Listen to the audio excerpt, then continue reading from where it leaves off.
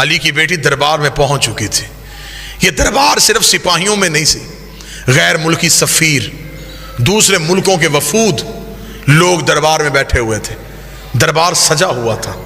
ان وفود میں، ان غیر ملکی سفیروں میں عیسائی بھی تھے، یہودی بھی تھے، مجوسی بھی تھے. انہوں نے پوچھا یزید یہ کون ہے؟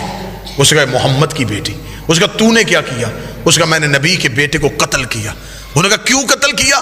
اس نے کہا اس لیے کہ حسین میرے اختیار کو نہیں مانتا تھا. میں بالکل عین تاریخ پڑھ رہا ہوں. حسین میرے اختیار کو نہیں مانتا تھا. اگر حسین میرے اختیار کو مان لیتا میں کبھی بھی حسین کو قتل نہ کرتا.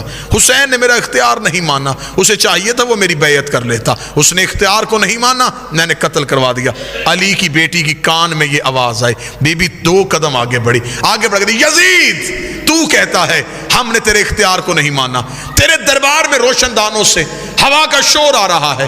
میں تجھ سے بات کرنا چاہتی ہوں، تھوڑی دیر کے لیے ہوا روک. جب بی بی نے کہا تھوڑی دیر کے لیے ہوا روک، یزید یہ کہتا علی کی بیٹی میں ہوا کیسے روکوں؟ بی بی دیکھتی کہاں ہے تیرا اختیار؟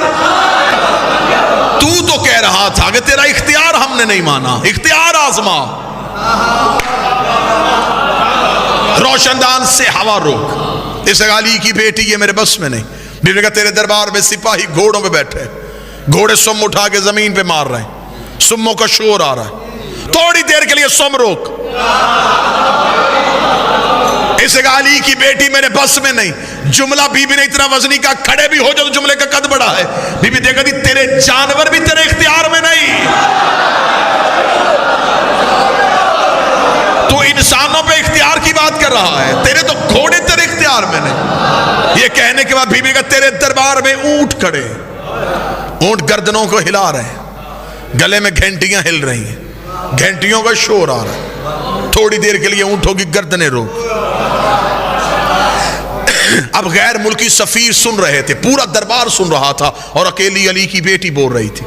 یزید کہتا کیا کہہ رہی ہے تو بنت محمد؟ کبھی کہتی ہوا روک، کبھی کہتی سم روک، کبھی کہتی اونٹوں کی گردنیں روک. یہ سب کچھ میں کیسے کروں؟ بی بی 4 قدم آگے بڑھی. دیر کا پھر ہم تجھے اپنا اختیار دکھاتے ہیں. میرے کہا اسکت خاموش. اتنا کہنا تھا روشن دانوں میں ہوا رک گئی. جس گھوڑے نے سم اٹھایا تھا اس نے زمین پہ رکھا نہیں. جس اونٹ کی گردن ہلی تھی اس کی واپس نہیں آئی. جس انسان کی آنکھ کھلی تھی اس کی بند نہیں ہوئی. جس کا ہاتھ اٹھا تھا اس کا نیچے نہیں آیا. جس کے نتنے سے سانس نکلی تھی دوسرے نتنے سے واپس نہیں آئی. انسانوں کے دلوں کی دھڑکنیں ان کے کانوں میں سنائی دینی شروع ہوئی. جب پورا دربار پتھر کا ہو گیا، علی کی بیٹی چلتی ہوئی یزید کے تخت کے سامنے آئی. بی بی نے ہاتھ کا اشارہ کیا، یزید کی ناپاک روح اس کے بدن میں واپس آئی.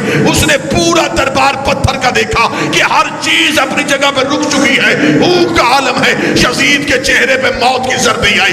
اس نے تخت پہ بیٹھ کر علی کی بیٹی مجھے معاف کر دے، علی کی بیٹی مجھے موت نہ دینا، علی کی بیٹی مجھے معاف کر دے. بی بی 2 قدم آگے بڑھی. بی بی نے کہا